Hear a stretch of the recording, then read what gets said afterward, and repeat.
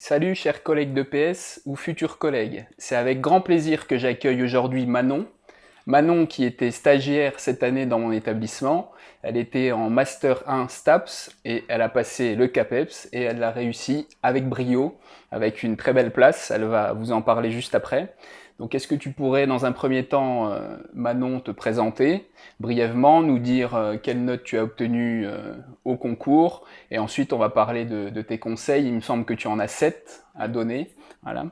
Donc restez bien jusqu'à la fin de la vidéo, parce que Manon va aussi nous offrir deux petits cadeaux qui vont vous permettre de bien vous préparer au concours cette année. Alors bonjour à tous, moi c'est Manon Bory, j'ai 22 ans et je viens de l'académie de Nancy-Metz, plus précisément de la promotion de Metz.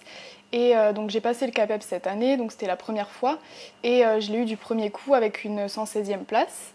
Alors moi je suis spé gymnastique et donc rapidement sur mes notes j'ai eu 14,5 en écrit 1, 12,5 en écrit 2.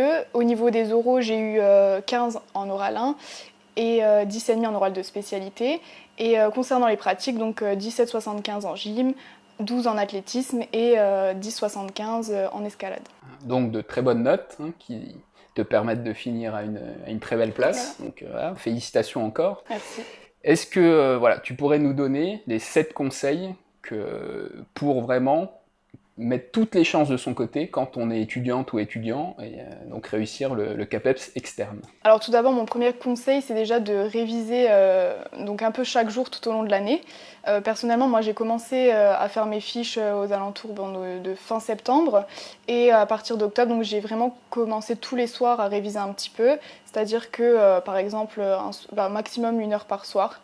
Et, euh, et donc par exemple un soir je me disais ok je vais réviser une partie d'un item d'histoire, je vais apprendre une citation, une définition par exemple. Donc vraiment je pense que c'est ce qui marche pour la plupart des étudiants, c'est vraiment de réviser tout au long de l'année pour bien emmagasiner toutes les connaissances qu'on doit acquérir, ou en emmagasiner un maximum en tout cas. Et donc je pense que c'est plus efficace que d'apprendre de manière massive par exemple en février pour mars quoi. D'accord, donc bien étalé sur toute Voilà, la je pense période que ça du marche mieux. concours et réviser régulièrement. C'est ça. D'accord, donc ça c'était ton premier conseil. Voilà. Le deuxième, ce serait Alors le quoi? deuxième, c'est de miser sur une bonne méthodologie. Je pense que donc les connaissances c'est très important, ça fait partie aussi de l'évaluation, mais la méthodologie est aussi fondamentale pour moi puisque je pense que ça doit représenter au moins 50% de la note parce qu'elle permet au correcteur, au jury de voir où vous en êtes et où vous voulez amener le correcteur au niveau des écrits par exemple, donc d'avoir une bonne méthodologie, aérer son devoir, avoir une écriture lisible, éviter les fautes d'orthographe aussi.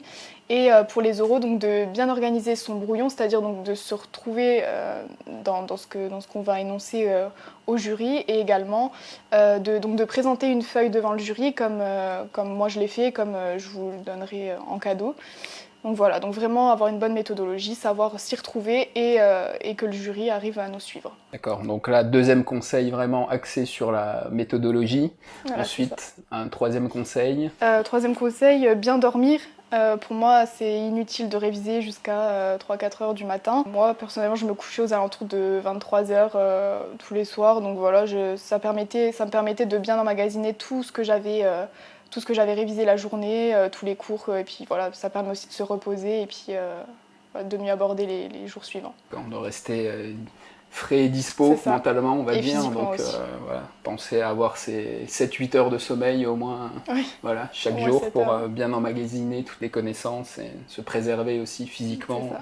Donc ensuite, mon quatrième conseil, ce serait donc d'être bien entouré.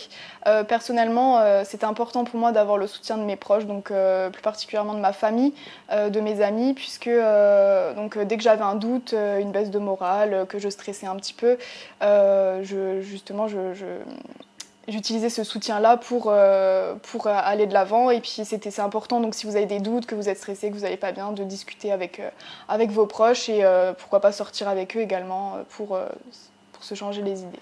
Par rapport à ça, est-ce que tu as utilisé aussi voilà, tes camarades de promo pour travailler avec eux ou alors tu as eu plutôt une démarche personnelle sur... Beaucoup personnel. mais aussi au sein de la promotion, nous, je sais que dans notre promo, on s'entraidait beaucoup, on parlait beaucoup, on se voyait en dehors, on échangeait, on comparait nos copies, on s'envoyait nos copies quand quand des étudiants avaient des bonnes notes. Donc ça permet aussi d'être dans une bonne dynamique de groupe et de tous se porter vers le haut, quoi. Conseil suivant? Alors le conseil suivant, ça serait donc de ne pas se priver de sortie. Donc ça permet de s'aérer. On est stressé toute l'année, donc pourquoi pas le week-end, un samedi soir, Faut sortir. que tu précises quel type de sortie. Pourquoi pas des sorties en boîte. Mais voilà, donc pas sortir trop avec. quand même. Non, pas trop quand même, mais voilà, sortir avec ses amis, boire un verre par exemple, avec sa famille, Bien faire sûr, un week-end. pour décompresser voilà. un peu et sortir Exactement. un peu de Ouais. l'esprit concours toute ça. la journée. Après, il ne faut pas vraiment en souffler, abuser, mais Oui, bien c'est sûr. important. Ensuite, donc sixième, ne pas abandonner sa pratique physique. Je voyais beaucoup d'étudiants qui arrêtaient leur pratique. Donc moi, je conseille, si vous avez une licence dans n'importe quel APSA, de reprendre cette licence. Moi, en gym, j'avais 2 entraînements par semaine, donc je les ai continués. Et donc ça permet à la fois de vous libérer du stress, de la pression du concours, mais aussi de vous préparer physiquement pour les épreuves à Vichy. Mais bon, après, si vous aimez courir, par exemple, si vous voulez vous entraîner pour les pratiques à Vichy, il ne faut pas hésiter. Et voilà, donc ça permet de déstresser en même temps, mais attention aux blessures aussi. Donc essayer de garder une pratique toute l'année. C'est vrai que quand on prépare les écrits au départ, on a tendance à se focaliser vraiment sur emmagasiner des connaissances, faire des dissertations, mais tu conseillerais quand même toi de garder cette pratique-là même pendant cette période de préparation. Sa pratique en tout cas de spécialité. Moi, j'avais gardé la gym au début d'année. Et ton dernier conseil alors, le 7e? Si vous obtenez des mauvaises notes au cours de l'année aux écrits par vos enseignants à la fac, il ne faut pas se décourager. Personnellement, j'ai déjà eu des 6, des 7. C'est formateur, il faut voir les remarques des enseignants et ne plus faire les mêmes erreurs. Et après, ça se passera bien. Donc, ne pas lâcher, essayer vraiment de ne pas se décourager. C'est ça. Ça arrive bien sûr parfois d'avoir des notes sous la moyenne et c'est à ce moment-là où il faut essayer vraiment de tirer les conclusions et profit de ça pour progresser. Voilà. Par rapport à l'état d'esprit que tu as eu pendant que tu passais le concours, est-ce que pour toi c'est important l'état d'esprit quand on passe le CAPEPS? Alors pour moi c'est très important puisque c'est un concours très stressant qui demande beaucoup de travail, donc l'état d'esprit, donc je pense que être prêt mentalement c'est encore plus important qu'être prêt physiquement selon moi, puisque voilà, faut se sentir prêt, faut se sentir plutôt confiant, pas trop stressé pour aborder ces écrits notamment. Personnellement, moi, je suis quelqu'un de très anxieuse et aux écrits, donc surtout avant l'écrit 1, j'étais très stressée. J'ai pas bien dormi la nuit, mais après, en abordant l'écrit 2, ça allait mieux, donc il faut juste se mettre dedans. Après, ça, personnellement, moi, je suis comme ça, mais... Avec l'adrénaline, tu as oublié que tu n'avais pas beaucoup dormi la nuit. C'est ça, non, le matin, ça allait. J'étais moins stressée. Nous, aux écrits, on s'est réunis avec 4 étudiants, et puisqu'on avait les épreuves à Nancy, et du coup ça nous a permis de décompresser, de parler un peu du concours, de relire nos cours ensemble, et ça permet aussi Donc la veille, c'est ça, vous êtes réunis, d'améliorer cet état d'esprit. On a dormi dans le même appartement. Dans le même appartement. Voilà. Donc ça permet aussi de se soutenir. Donc ça pour les écrits et pour les oraux, est-ce que tu peux nous parler de ton état d'esprit quand tu arrives à Vichy, juste avant d'aborder les oraux et les pratiques physiques? Quand j'arrive à Vichy, je suis plutôt détendue, ça va. C'est aussi en partie grâce à mon père, puisqu'il m'a accompagnée. Donc je vous conseille aussi, donc, c'est l'un de mes conseils, d'être bien entouré, donc d'avoir quelqu'un qui vous accompagne à Vichy pour vous soutenir moralement. Donc voilà, c'est ça. Pas rester seul. C'est ça. Quand j'avais un petit coup au moral, je parlais avec mon père, on sortait se balader, puis hop, je rentrais réviser. Donc ça permet vraiment de décompresser en tout cas. Est-ce que tu as un livre, un ouvrage ou une revue particulière à conseiller Alors j'en ai 3. Aux personnes qui vont passer le concours cette année? 3? Oui. D'accord. Alors moi je me suis basée en histoire de l'EP sur ce gros livre d'Yves Travaillot. Et donc il fait 400 pages. Donc là pour l'écrit 1, c'est voilà, ça c'est ça. Donc je me suis basée là-dessus pour faire des fiches. Et donc je vous conseille pas de tout, surtout sur la première période, je vous conseille pas de tout repasser en revue. Mais en tout cas pour la dernière période c'est intéressant et il y a des infos très intéressantes dedans. Pour la dernière période du concours? Ouais, à partir des années 60 en tout cas, la période qui tombe le plus souvent au concours, même si ça commence dans les années 1880. Et ensuite ces deux livres-là, Réussir l'écrit 1 et Réussir l'écrit 2. Donc eux, ils sont aussi importants. Donc je me suis surtout basée sur Réussir l'écrit 1. J'ai fait toutes mes fiches à partir de ça. Et Réussir l'écrit 2, il y a des chapitres très intéressants sur la motivation, le parcours de formation, ce genre de choses. Donc c'est 3 livres très intéressants à conseiller. Donc tu t'es vraiment appuyée sur ces 3 livres-là essentiellement? Non, pas essentiellement, aussi sur tous mes cours à la fac. Tes cours, oui, bien entendu. Ça m'a permis de compléter. Voilà. Ces 3 ouvrages-là. Voilà, c'est ça. Ça m'a permis de compléter ce que j'avais en formation. Et est-ce que tu as un outil qui t'a aidé dans ta préparation aussi et que tu pourrais partager avec Alors nous? oui, j'avais le Padlet de Madame Stéphanie Schneider. C'est un outil qu'elle a créé. Donc on peut aborder l'écrit 2 de manière ludique, c'est-à-dire que c'est sous forme de petits quiz, de questionnaires. On a des capsules vidéo, voilà, ce genre de choses. Donc c'est essentiellement pour l'écrit 2, je me suis basée là-dessus.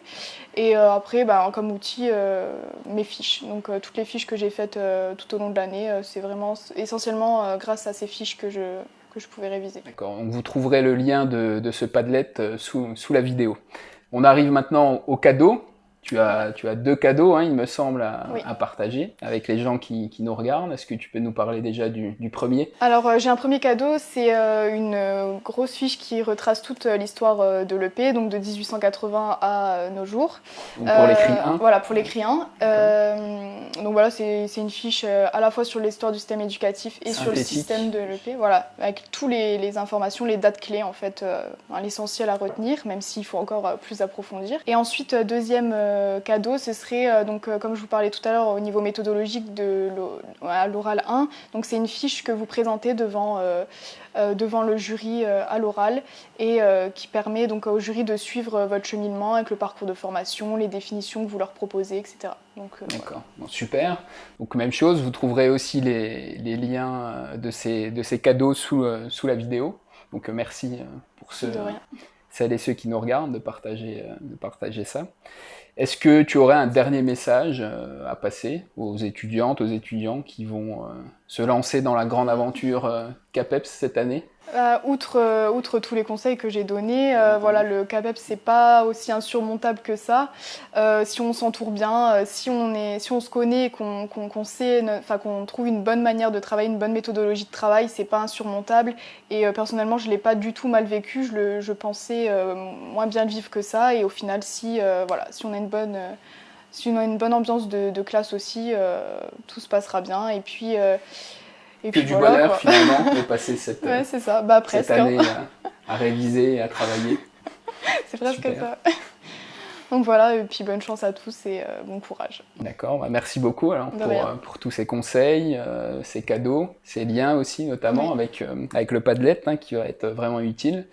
Moi, je te souhaite une très bonne année aussi. Tu vas aussi prendre tes premières classes toute seule dans quelques jours. Donc, j'espère que tu vas te faire plaisir avec tout ce que tu as appris durant ces années de formation en STAPS, avec le concours. Tu vas mettre tout ça maintenant à profit et que tu vas te faire vraiment plaisir en enseignant avec tes élèves et avec tes futures classes. Voilà. J'en doute pas, vu ce que j'ai vu cette année durant le stage, mais voilà, je te souhaite beaucoup de plaisir et d'épanouissement dans ton futur métier. Quant à nous, on va se retrouver sur mon blog EPS Régal pour partager de nouvelles ressources très prochainement. En attendant, tu peux bien entendu partager cette vidéo si tu penses qu'elle va aider certaines étudiantes ou certains étudiants à obtenir leur CAPEPS. Je te souhaite une bonne journée, à bientôt, salut!